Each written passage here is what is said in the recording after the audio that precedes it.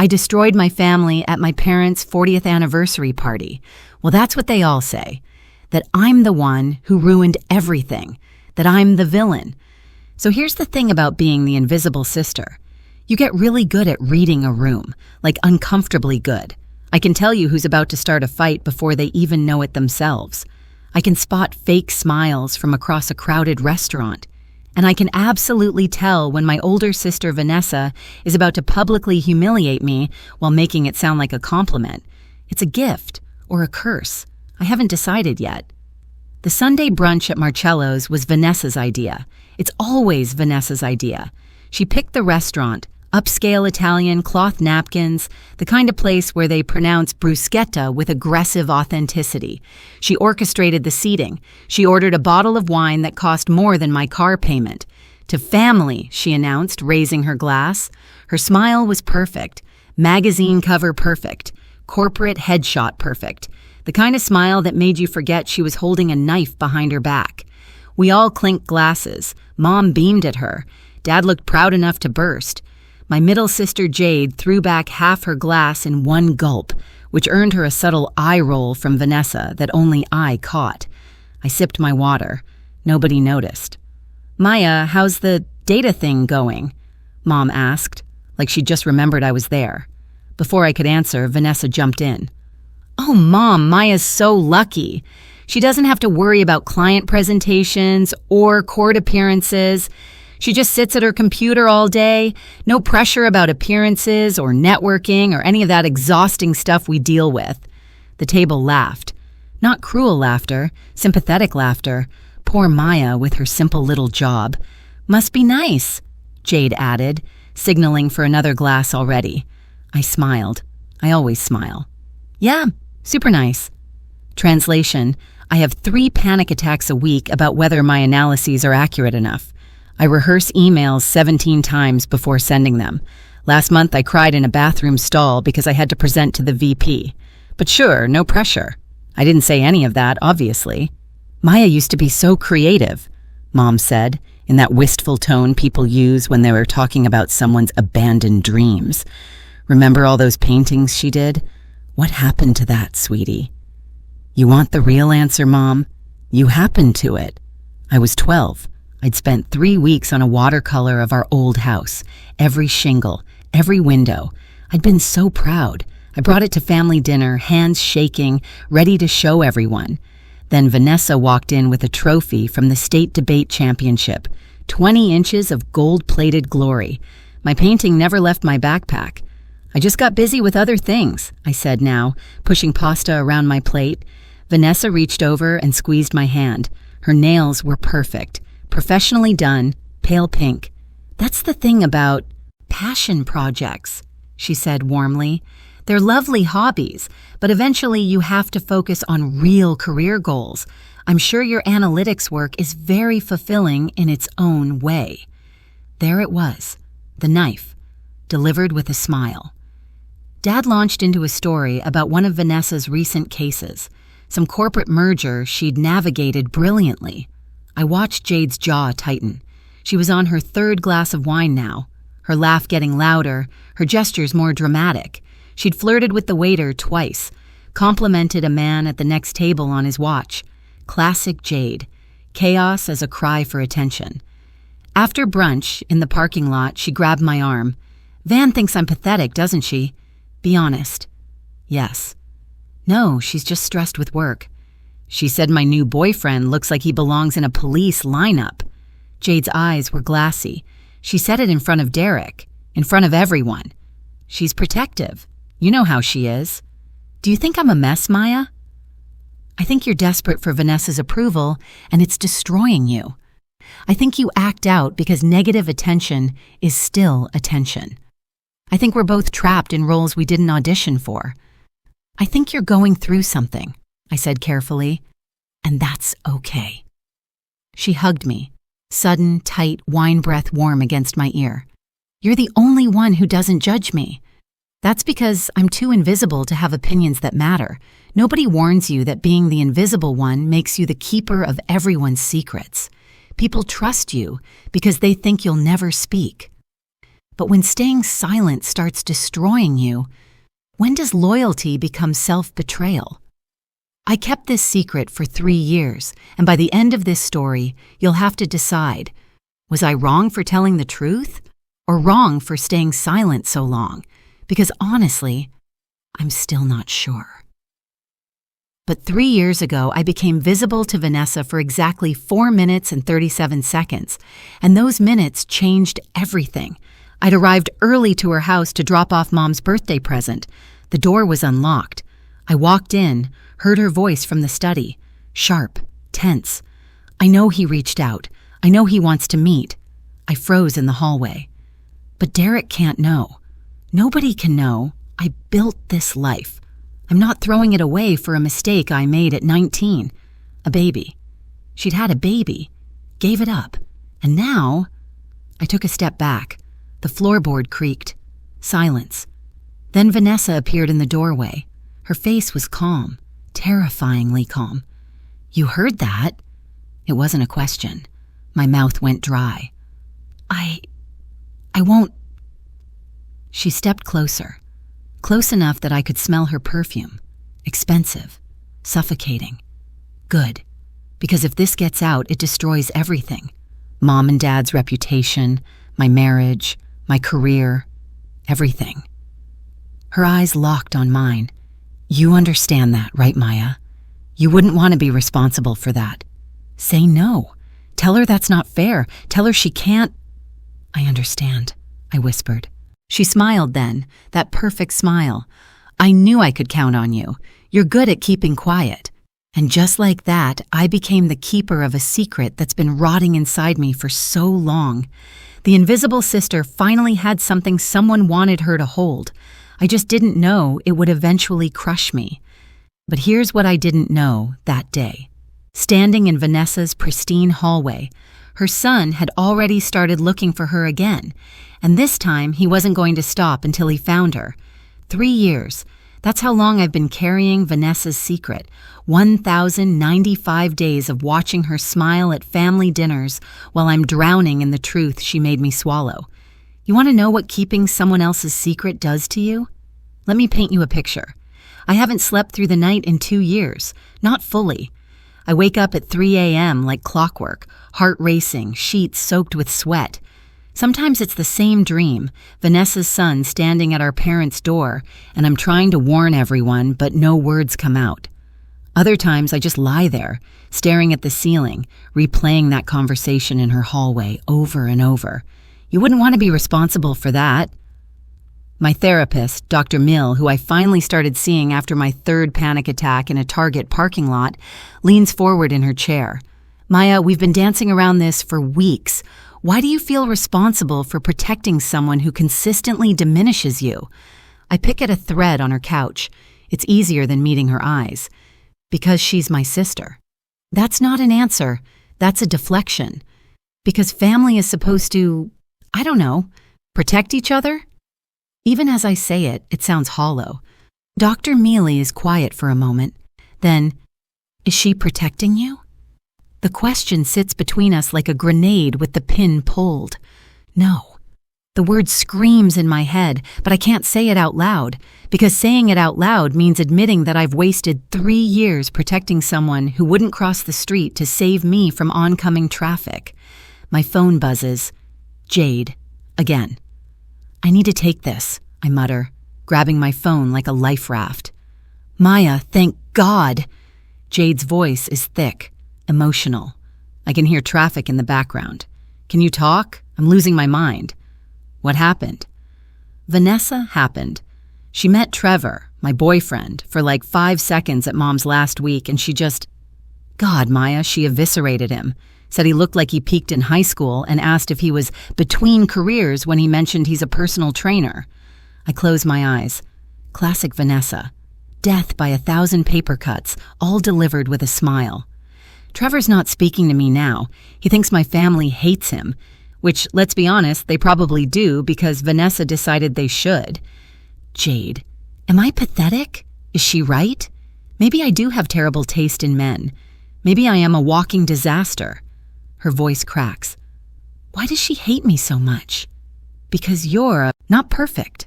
Because you're messy and real, and she can't control you. She doesn't hate you. I lie, feeling hollow as the words leave my mouth. She's just protective. We both know it's bullshit, but Jade needs to hear it, and I'm too tired to give her the truth. After 20 minutes of reassurance, I don't believe, she hangs up feeling slightly better. I feel worse. Dr. Meal is watching me when I look up. You do that a lot. Comfort others while ignoring your own pain. Someone has to. Do they? Or is that just another way of staying invisible? The group text comes 2 days later. Mom. Girls, big news. Your father and I are celebrating our 40th anniversary in 2 months. We want you 3 to plan the party together. Make it special. Before I can even process it, Vanessa responds. Vanessa. Already on it. I'll handle venue, catering, and guest list. Jade, you can do decorations. Maya, maybe you can handle the photo slideshow? There it is, the hierarchy in digital form. Vanessa gets the important stuff. Jade gets the creative but not crucial stuff. I get the task you give to the child you forgot to assign a role. Jade, love that. I'm thinking garden party vibes. Romantic, elegant. Vanessa, let's discuss. I was thinking something more sophisticated. Translation, your ideas are trash, but I'll pretend to consider them. I type and delete 3 responses before settling on, sounds good. Nobody responds.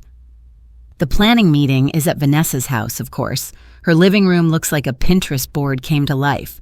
Cream couches, gold accents, fresh flowers that probably cost more than my rent. Jade is already wine drunk at 2 p.m. I'm nursing my 3rd coffee, trying to keep my hands from shaking. So Mom wants this to be about family legacy, Vanessa says, flipping through her tablet. Multi-generational celebration, photos from their wedding, our childhoods, future grandchildren. Bold of you to assume any of us are having kids, Jade mutters into her wine glass. Vanessa ignores her. Mom mentioned wanting a toast about family values, how we've always been so close, so honest with each other. My stomach drops. Mom appears in the doorway with a tray of cookies. My 3 girls, all together. This is exactly what I wanted. She sits down, beaming. You know, I was thinking about this party and I just felt so grateful. Grateful that you girls have always known you could come to me with anything. Anything. She reaches over and squeezes Vanessa's hand. No secrets in this family. That's what makes us strong. Vanessa smiles, warm, genuine, not even a flicker of discomfort. Absolutely, Mom, she says. Total transparency. That's what family is about. I stand up so fast my coffee sloshes. Bathroom. I barely make it before I'm dry heaving over the toilet, 3 years of silence trying to claw its way out of my throat. No secrets in this family. No secrets. No. That night, alone in my apartment, I break. Not crying, not screaming, just sitting on my bathroom floor at midnight, finally admitting the truth. This secret is killing me, and I don't think I can carry it anymore. You know that moment right before you jump off a cliff? That split second where your brain is screaming stop, but your body is already in motion? Yeah. I was about to have that moment, and there was no going back. I caught Vanessa alone in the kitchen 3 days before the party. She was arranging champagne flutes on a tray, everything color-coordinated, perfectly spaced, of course. Van, can we talk? She didn't look up. If this is about the photo slideshow, I already sent you the template. It's not about the slideshow. My voice came out smaller than I wanted. I cleared my throat, tried again. It's about him. Her hand stilled for just a second. Don't you ever think about him? The words tumbled out before I could stop them. Your son? He reached out 3 years ago. He wanted to know you. He wanted... Stop. Vanessa turned to face me, and the temperature in the room dropped 20 degrees. That's not my son.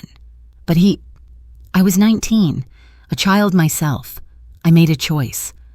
Her voice was surgical, precise. End of story. What if Mom and Dad would understand? What if they... She laughed. Actually laughed. Cold and sharp. Understand? Maya, do you hear yourself? Mom still brings up Jade's divorce at every holiday. Dad hasn't spoken to his own brother in 15 years over a business disagreement. You think they'd understand that their perfect daughter gave away their first grandchild? But if you just... Vanessa stepped closer, close enough that I could see the calculation in her eyes. Let me be very clear. Her voice was quiet now, dangerous. If you say one word at this party, at any family gathering ever, I will make sure everyone knows exactly how unstable you are. My breath caught. The panic attacks, the therapy, that time you couldn't leave your apartment for 3 days. She tilted her head. I'll tell them you're having a breakdown, that you've become obsessed with destroying me because you're jealous, because you've always been jealous. That's not... They'll believe me, Maya. She smiled then. They always do. The worst part? She was right. Now. She picked up the champagne tray like we'd just discussed the weather. The photo slideshow is due tomorrow. Don't be late. She walked out, and I stood there, alone in her perfect kitchen, finally understanding. Vanessa wasn't protecting a secret. She was protecting an image, and she'd burn me alive to keep it intact. The anniversary party was everything Mom wanted. String lights in the garden, a jazz quartet, 200 guests in cocktail attire. Dad gave a speech about 40 years of partnership. Mom cried happy tears. I stood in the back, champagne untouched in my hand, watching my family perform. Vanessa worked the crowd like a politician. Perfect smile, perfect dress. Derek by her side, looking increasingly uncomfortable. Jade was on her 4th drink, laughing too loud at someone's joke, desperate to be noticed. And me? I was invisible, as always, until Jade grabbed the microphone. Sorry. She giggled, swaying slightly. I just want to make a toast real quick. Mom looked concerned. Dad looked mortified. Vanessa's jaw tightened. To Mom and Dad! Jade raised her glass, wine sloshing. 40 years of marriage, 40 years of family, 40 years of... She paused, her smile turning bitter. Secrets and honesty. The crowd laughed nervously, but I saw it. The way Jade looked directly at Vanessa when she said secrets. The way Vanessa's mask slipped for just a second. Vanessa had criticized Jade's dress earlier, called it a bit much in front of 3 aunts. Jade was retaliating the only way she knew how. Because that's what family is, right? Jade continued, her voice getting louder. Total honesty, no secrets, just pure, unfiltered. Jade, that's enough. Vanessa's voice cut through the garden like a knife. Oh, is it? Jade laughed. Sorry, didn't mean to embarrass the perfect sister. And something inside me snapped. Not loudly, not dramatically, just broke. 3 years of silence. 3 years of watching Vanessa destroy people with a smile. 3 years of being invisible while carrying the weight of her lies. I set down my champagne glass. My hands were shaking. The jazz quartet had stopped playing. Everyone was watching Jade and Vanessa face off, waiting for the show. I stood up. Speaking of secrets... My voice came out quiet, shaky. But in the silence of 200 people holding their breath, it was loud enough. Vanessa's head whipped toward me. Her eyes were screaming, "Don't you dare!" Mom looked confused. Maya, sweetie? Dad, is everything all right? Jade was staring at me like I'd grown a second head. And Vanessa, God, the look on her face. Pure terror disguised as rage. They'll believe me, Maya. They always do. My therapist's voice echoed in my head. Is she protecting you? No, she never had. I took a breath. Vanessa has a son. The words hung in the air like smoke. For exactly 3 seconds, nobody moved. Then the bomb detonated. You know what's funny about truth-telling? In movies, it's supposed to set you free. In real life, it just makes you the person everyone wants to destroy. The 3 seconds after I spoke were the quietest moments of my life. Then Mom made a sound I'd never heard before. Something between a gasp and a sob. A grandson? Dad's champagne glass slipped from his hand, shattered on the stone patio. Nobody moved to clean it up. Derek turned to Vanessa, his face draining of color. What is she talking about? And Vanessa, God, she was magnificent. I have to give her that. She didn't scramble, didn't panic. She transformed. Her eyes filled with tears. Her voice broke in exactly the right places. "Maya, you promised." She looked at me like I'd stabbed her. "You swore you'd never... How could you?" "Wait, hold on," I started, but she was already moving toward Mom. "Mom, I'm so sorry. I was going to tell you, I was just waiting for the right time. You have a son?" Mom's voice was shrill now, carrying across the entire garden. 200 guests watching our family implode in real time. "Where is he? How old? Why didn't you—" "I was 19, Vanessa sobbed. "I was terrified. I didn't know what to do, and Maya—" She turned those tear-filled eyes on me. "I trusted her. I asked her to give me time to figure out how to tell you, and that's not what happened." My voice came out too loud, too desperate. "You threatened me. You said—" But nobody was listening to me. They were listening to Vanessa cry.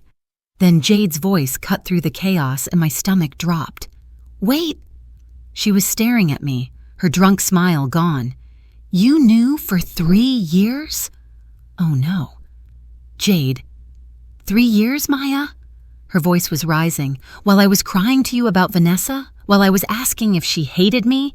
You knew she was hiding a whole child and you said nothing?" "She made me promise. I poured my heart out to you." Jade's face was twisted with betrayal. "Every phone call, every breakdown, and you were sitting there keeping her secrets?"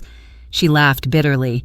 "You're just as bad as her. Worse, actually. At least Vanessa's honest about being a manipulative person." The word hung in the air. Mom gasped. Dad finally moved, pulling both Vanessa and Guillaume toward the house. Derek followed, shell-shocked, and I stood there in the middle of the garden with 200 people staring at me like I'd just kicked a puppy. Jade pushed past me, stumbling toward the bar. Nobody came to my side. Not one person. I left the party an hour later. Nobody noticed. By the time I got home, my phone was exploding. Family group chat, the Wilson girls. Jade: "I still can't believe Maya kept this from us. Who does that?" Aunt Patricia: "I always thought Maya was a bit off. Quiet ones are always hiding something." Cousin Rebecca: "Wait, so Maya knew and said nothing for 3 years? That's actually psychotic." Vanessa: "I don't want to talk about Maya right now. I need to focus on my parents and helping them process this. I never wanted it to come out this way." Mom: "I just can't understand why you didn't trust us, Vanessa. We would have supported you." Vanessa: "I know, Mom. I was young and scared. I asked Maya to give me time to find the right way to tell you. I never imagined she'd weaponize it like this. Weaponize it. I read that line 5 times. Jade: "At least now we know why Maya's been so weird lately. Girl's been sitting on this secret like a ticking time bomb." Aunt Patricia: "The whole thing is just so inappropriate. Who announces something like that at an anniversary party?" I typed and deleted 7 responses. Finally settled on, "That's not what happened." She threatened me into silence. The typing bubble appeared under Vanessa's name, then disappeared. Nobody responded to my message. For 3 hours, the chat continued around me. About me. Without me. Like I wasn't even there. I called out sick from work for 3 days. Spent most of it on my bathroom floor, scrolling through messages that appeared on my lock screen but never addressed me directly. Extended family members I'd met twice were sharing their opinions about my character. Vanessa posted on Instagram a black and white photo of her hands, captioned, "Healing is messy. Grateful for family who stands by me through the hardest moments." 3,000 likes. Comments filled with support. "You're so brave. Family first. Some people will do anything for attention." Jade posted a cryptic story. "When you realize the people you trust most are the ones who hurt you deepest." I was tagged in nothing. Mentioned in everything. My phone buzzed. "Dr. Mill," I answered on the 4th ring. "Maya, I saw you canceled our session. Are you okay?" Was I okay? I'd finally spoken up, finally told the truth, finally stopped being invisible. And now I was the villain in everyone's story. My voice cracked. "I don't understand. I didn't do anything wrong. I kept her secret for 3 years. I protected her, and now—" "What do you need from them, Maya?" The question hit me like a punch to the chest. What did I need? I needed Vanessa to admit what she'd done. I needed Jade to remember every conversation where I'd comforted her while dying inside. I needed Mom to ask me, just once, if I was okay. I needed them to see me. I needed them to see me, I whispered. Just once. I needed them to... My voice broke. They never did they? Dr. Mill's voice was gentle. You were invisible before, and you're invisible now. Only now, you're also the scapegoat. I slid down the bathroom wall. She was right. The family dynamics hadn't changed at all. Vanessa was still the golden child, now with a tragic backstory that made her even more sympathetic. Jade was still the messy one they tolerated, now with a betrayal story that justified her chaos. And me? I was still nobody. Except now I was nobody who destroyed a family party. Nobody who weaponized secrets. Nobody who couldn't be trusted. Maya, listen to me. Dr. Mill's voice cut through my spiral. You didn't do anything wrong. You were put in an impossible position by someone who manipulated you. This reaction, their reaction, tells you everything you need to know about that family system. I pressed my palm against my eyes, trying to stop the tears. Then why does it hurt so much? Because you're grieving something you never actually had. I was at my parents' house because Mom had called, voice tight, formal, asking me to water the plants while they were dealing with things. Translation, they couldn't even look at me, but they still needed me to be useful. I was in the kitchen, filling the watering can, when the doorbell rang. For a second, I considered ignoring it, but years of being the helpful daughter are hard to shake. I opened the door, and there he was, 17 maybe, tall, lanky in that teenage way where you haven't quite grown into your limbs yet, dark hair that fell across his forehead, and eyes. God, his eyes were exactly like my mother's, like Vanessa's. Is this the Wilson residence? His voice cracked slightly. My mouth went dry. Yes. Is Vanessa Wilson here? Oh no. Are you Marcus? His eyes widened. You know who I am? I should have said no. Should have closed the door, called Vanessa, let her handle this mess she'd created. Instead, I stepped back. Come in. We sat in my parents' living room. Him on the edge of the couch like he might bolt any second, me in Dad's chair trying to figure out what the hell to say. Are you my mom? He asked finally, his voice small. God, this kid. This child. No. The word came out softer than I intended. But I'm your aunt, and I'm so sorry. His face crumpled, just for a second, before he rebuilt the walls. I recognized that look. I'd worn it myself 1,000 times. So, she's real. Vanessa Wilson. She's really my... He couldn't finish the sentence. She's your biological mother, yes. Why didn't she want to meet me? When I reached out 3 years ago, she just disappeared. Blocked my emails, changed her number. His hands were shaking. I wasn't trying to ruin her life. I just wanted to know where I came from, who I look like. If I have her laugh or... His voice broke. Why wasn't I worth keeping? And there it was. The question that had been haunting him for 17 years. The same question I'd been asking my whole life. Why am I not worth noticing? Pause here, because this is where it gets complicated. You probably think I spoke up to do the right thing, but the truth is, I didn't expose Vanessa's secret for Marcus, or even for myself. I did it because I snapped, because I was tired of being invisible. So now you have to decide, if my motives weren't pure, does that make the truth less true, or does it just make me human? It wasn't about worth, I said quietly. She was 19, scared. She made a choice she thought was right. For her, maybe. But what about me? He looked at me with those Wilson eyes, and I saw myself reflected back. Do you know what it's like? Growing up knowing someone out there chose not to want you? Yes, I thought. I know exactly what that's like. My adoptive parents are great, he continued. They love me, but there's always been this whole. This question mark. And when I finally found her, tracked her down, sent that letter, he laughed bitterly. She couldn't even be bothered to respond, just cut me off completely. She was protecting something, I said. Then, more honestly, she was protecting her image, her perfect life. And I didn't fit into that life. No, you didn't. We sat in silence for a moment. Why did you tell everyone? He asked. At the party, I saw the posts. People are calling you a lot of things. Yeah. I managed a weak smile. I kept her secret for 3 years, and it almost destroyed me. He studied my face. You look tired. I almost laughed. This 17-year-old kid I just met was the first person in months to actually see me.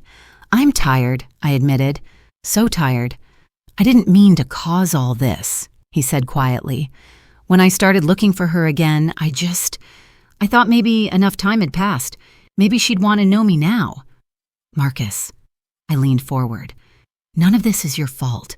You deserve to know your history. You deserve to be acknowledged, and she should have... My voice caught. She should have faced this a long time ago. His phone buzzed. He glanced at it, then back at me. My adoptive mom, is freaking out. I told her I was coming here. She's worried I'll get hurt. Smart woman. Will she see me? Vanessa? I looked at this kid, this boy who'd been brave enough to show up, to demand answers, to refuse to stay invisible. And I made a decision. She will now. I sent a text to the family group chat, the one where I'd been silent for days while they dissected my character. Maya. Marcus is here, at Mom and Dad's house. He wants to meet you, Vanessa. You have 1 hour to get here, or I'm giving him your personal address. I'd never made a demand like that in my life. 3 dots appeared under Vanessa's name. Disappeared. Appeared again. Vanessa, you have no right. Maya, 1 hour. I turned off my phone. 53 minutes later, they all showed up. Mom and Dad came through the front door like they were entering a crime scene. Jade stumbled in behind them, mascara smudged. And Vanessa walked in last, her armor fully intact, until she saw him. Marcus stood up from the couch, and I watched Vanessa's mask crack. Just for a second. Just enough to see the 19-year-old girl underneath who'd given him away. Hi, Marcus said, his voice steady despite his shaking hands. I'm Marcus. I think you're my birth mother. Mom made a choked sound. Dad put his hand on her shoulder. Vanessa opened her mouth, closed it, opened it again. I don't know what you want me to say. How about the truth? Marcus's voice hardened. Why didn't you want to meet me? Why did you ignore every letter, every email? Because Vanessa's voice was tight, controlled. Because I have a life, a career, a husband. I made a choice 17 years ago, and You made a choice that affected me, Marcus interrupted. You don't get to pretend I don't exist just because it's convenient. I'm not pretending. Yes, you are. His voice rose. You've been pretending for 3 years since the first time I reached out. I didn't come here to ruin your life. I just wanted to know why I wasn't worth keeping. Silence. Vanessa's face crumbled. Because I was 19 and terrified, she whispered, and nobody would have understood. We would have helped you. Mom's voice was anguished. We would have... No. Vanessa spun on her. You would have been ashamed. Just like you're ashamed every time Jade brings home a new boyfriend. Just like you forget Maya exists unless you need something from her. The words hung in the air like a grenade. Mom looked like she'd been slapped. Dad's mouth opened, but no words came out. You wanted perfect. Vanessa continued, her voice breaking. You always wanted perfect. Perfect grades, perfect career, perfect daughter. And I gave you that. But a baby at 19? That wasn't perfect. That was a mistake. She looked at Marcus, tears streaming down her face. And I'm sorry. I'm so sorry you had to be the mistake I couldn't afford to make. Marcus was crying now, too. I didn't need you to be perfect. I just needed you to see me. I just needed you to see me. The words echoed my own breaking point with Dr. Mill. Then Jade spoke. Maya's been saying that for years. Her voice was quiet, raw, and none of us listened. We all turned to look at her. What? Vanessa's tone was sharp, defensive. Maya. Jade was looking at me now, her eyes red. She's been invisible her whole life, and when she finally spoke up, when she finally told the truth, we crucified her for it. She betrayed my trust. No. Jade cut her off. You used her. You threatened her into silence and then played the victim when she couldn't carry it anymore. I know because I've watched you do it to everyone, including me. Jade, I've spent my whole life desperate for your approval, Vanessa, acting out, causing scenes, dating men I knew you'd hate, all because, at least when you were criticizing me, you were noticing me. She laughed bitterly. And Maya was there through all of it, every breakdown, every drunk phone call. She never judged, never abandoned me. Jade turned to me and I saw something I'd never seen before in her eyes, genuine remorse. I'm sorry, she said. I called you a betrayer. I said you were just as bad as her, but you were put in an impossible position. By Vanessa, by all of us. We all used you, your silence, your loyalty, your inability to say no, and we never once asked what it was costing you. My throat was tight. I couldn't speak. It's not a full redemption, Jade continued. I know I can't take back what I said at the party, but I need you to know you weren't wrong to speak up. I was wrong to punish you for it. Vanessa was staring at Jade like she didn't recognize her. Mom was crying silently. Dad looked between his 3 daughters like he was seeing us, really seeing us for the first time. And Marcus stood in the center of it all, the catalyst for everything, looking as lost as I'd felt my entire life. I didn't come here to destroy a family, he said quietly. I came here because I needed to know I wasn't a secret worth keeping silent. He looked at me. Thank you for telling the truth, even when it cost you everything. In that moment, standing in my parents' living room with 3 generations of Wilson dysfunction on full display, I realized something. Marcus and I were the same. We'd both been invisible to the people who were supposed to see us most. But unlike me, he'd refused to stay silent. And maybe, just maybe, that's what I needed to learn. You know what's terrifying about finally speaking up after a lifetime of silence? It's not the speaking part. It's realizing that once you start, you can't stop. And for the first time in my life, I didn't want to. Can I say something? My voice cut through the tension in the room. Everyone turned to look at me. Actually, look at me. And for once, I didn't shrink back. I've spent my whole life being invisible in this family. Mom opened her mouth to protest, but I kept going. No, let me finish, please. My hands were shaking, but my voice was steady. I've been the background character in everyone else's story for 28 years. The sister who gets talked over at dinner, the daughter you forget to call, the one you remember exists when you need someone to water your plants or make a photo slideshow. Dad flinched. And the one time someone saw me, really saw me, I looked at Vanessa. It was to make me carry a secret that was destroying me from the inside out. Vanessa's face was pale.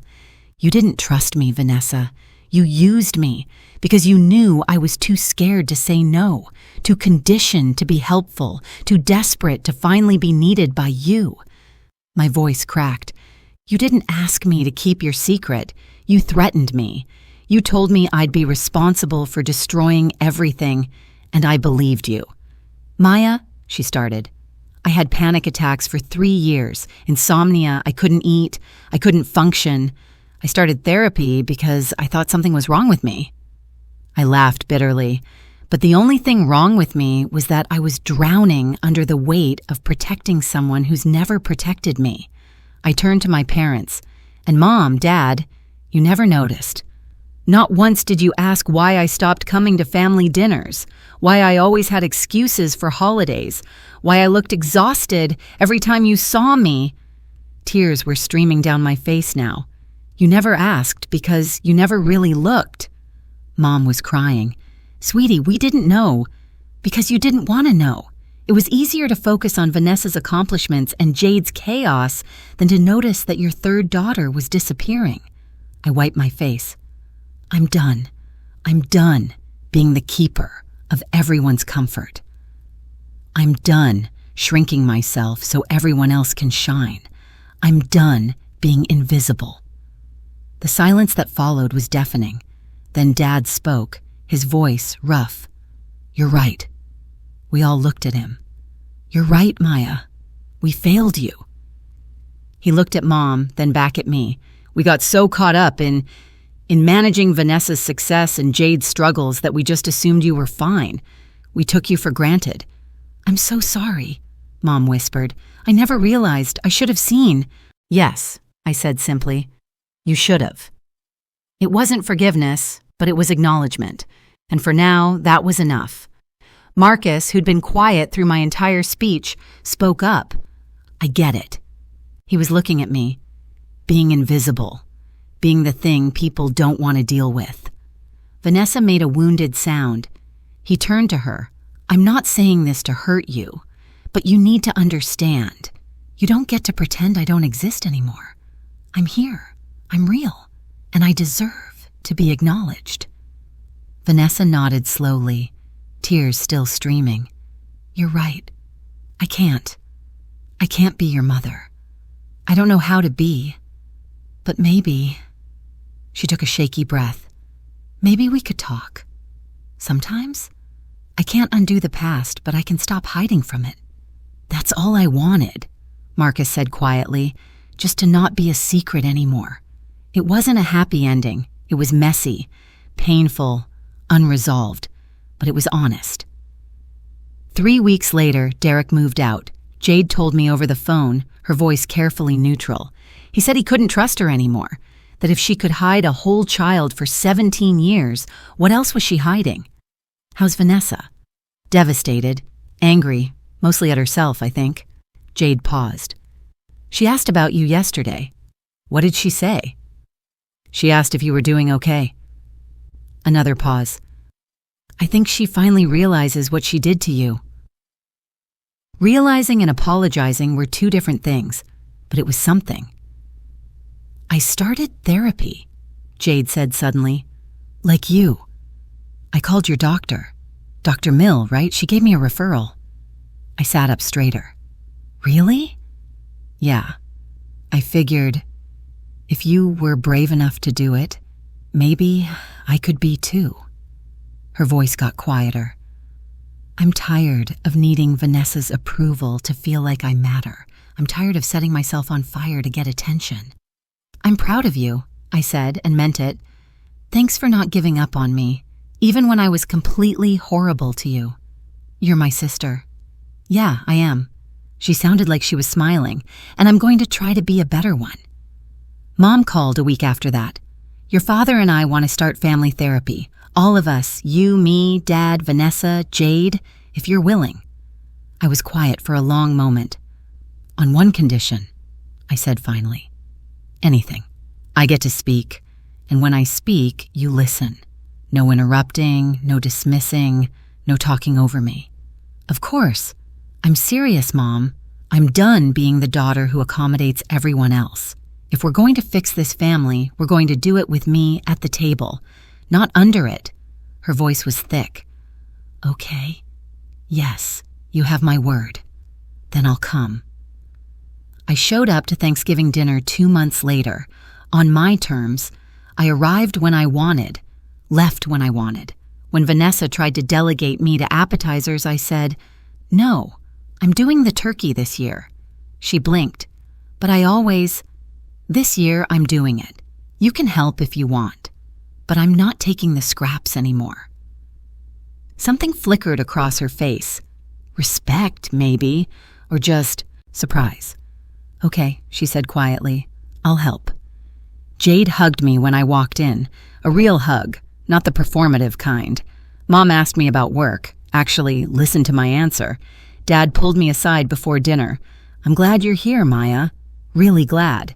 And when we sat down to eat, when everyone was talking over each other the way families do, Mom tapped her glass. Before we start, I want to hear from Maya. She's been quiet for too long." Everyone stopped, turned to look at me, and for the first time in my life, I wasn't invisible. I was seen. Not as the helper, not as the secret keeper, not as the background character, just as Maya. "I'm grateful," I said slowly, "that we're all here, that we're trying. It's messy and hard, but we're trying." "To trying," Jade raised her glass. "To trying," everyone echoed. It wasn't perfect, but it was real. That night, driving home, I thought about Marcus, and I realized he taught me more in one afternoon than I'd learned in 28 years. That being invisible is a choice, that speaking up might make you the villain, but silence will definitely make you disappear. And I was done disappearing. For the first time in my life, I was choosing to be seen, even if it meant being uncomfortable, even if it cost me the approval I'd spent a lifetime chasing. Dr. Mills smiled when I told her about the blog. "Anonymous?" she asked. "For now, maybe not forever." I pulled up the site on my phone. It's called The Invisible Child, stories about being the forgotten sibling, the one nobody notices until they need something. The numbers were staggering. 20,000 followers in 3 months. Hundreds of comments on every post, people sharing their own stories of being overlooked, dismissed, used. I thought I was the only one who felt this way. This is my childhood in words. Thank you for making me feel less alone. They see themselves in you, Dr. Meal said. Yeah. I scrolled through the comments. Turns out there are a lot of invisible children out there. How does it feel, being seen now? I thought about it. Terrifying, freeing, both. That's growth, Maya. My phone buzzed. A text from Jade. Jade, therapy session was rough today. Talked about how I used chaos to feel alive. Want to grab dinner this week? Not a crisis, not event, just connection. Maya, Thursday work? Jade, perfect, love you button. I stared at those last 2 words. She'd never said them before. Not like that. Not without needing something in return. Maya, love you too. The letter from Vanessa came on a Tuesday. Handwritten, 3 pages, no return address. She'd had Mom pass it along. Maya, I've started this letter 17 times. I don't know what to say that doesn't sound like an excuse or a justification. I can't apologize for having Marcus. I can't apologize for the choice I made at 19. But I can acknowledge what I did to you. I used your silence. I weaponized your fear. I knew you wouldn't fight back, and I exploited that. For 3 years, I let you carry something that should have been mine to handle. You were right. I didn't trust you. I used you. I don't expect forgiveness. I don't even know if I deserve the chance to ask for it. But I need you to know. I see you now. I see what I missed, what we all missed. And I'm sorry it took losing everything for me to finally look. Not an apology, but an acknowledgement. I folded the letter and put it in my desk drawer. Maybe one day I'd respond. Maybe I wouldn't. But for the first time, the choice was mine. Marcus texted me in early December. Marcus, coffee? I'm back in town for winter break. We met at a small cafe near campus. He looked different, more confident, more settled into himself. College had been good to him. How's school? I asked. Good. Hard. I'm figuring out who I am without the abandoned kid narrative defining me. He smiled wryly. Therapy helps. It really does. We talked for an hour about his classes, his roommate, his adoptive parents who were still his real parents in every way that mattered. I met with Vanessa last month, he said carefully. How was it? Awkward, painful, honest. He stirred his coffee. She's never going to be my mom. But maybe she can be, I don't know, someone who understands part of my story. That's something. Yeah. He looked at me. I wanted to thank you for speaking up. I know it cost you everything. It cost me a version of my family that was never real anyway. Still, you didn't have to. I did, actually. I was disappearing under the weight of that secret. Speaking up saved me. Marcus nodded slowly. What's it like now, being visible? I thought about the blog, the therapy, the boundaries I'd set, the family dinners where I actually spoke and people actually listened. It's uncomfortable, I admitted. I still have to fight the urge to shrink back, to apologize for existing, to make myself small so everyone else can be comfortable. But I'm learning that being seen, really seen, is worth the discomfort. I smiled. We're alike, you and me. We both spent years being the one nobody saw. The ones they wanted to forget, he added. Exactly. I leaned forward. But here's what I've realized. Being invisible gave me the clearest view of everyone. I saw the dysfunction, the patterns, the manipulation. I saw it all because nobody thought to hide it from me. Because we didn't matter enough to perform for. Right. And maybe that's not a curse. I felt something settle in my chest. Something that felt like peace. Maybe that's my superpower. I just had to learn to use it for me, not for everyone else. So here's the question. Was I right to speak up, knowing it would destroy my family's image? Or should I have stayed silent and kept carrying someone else's truth? Because honestly, I still don't know. Some days I feel free. Other days I feel like the villain. Maybe that's the lesson. Sometimes every choice costs you something. So tell me, what would you have done? And what secret are you carrying right now that's slowly destroying you? Drop it in the comments, be honest. Because I'm Maya, and I'm done being invisible. Marcus raised his coffee cup. To being seen. I clinked my cup against his. To being seen.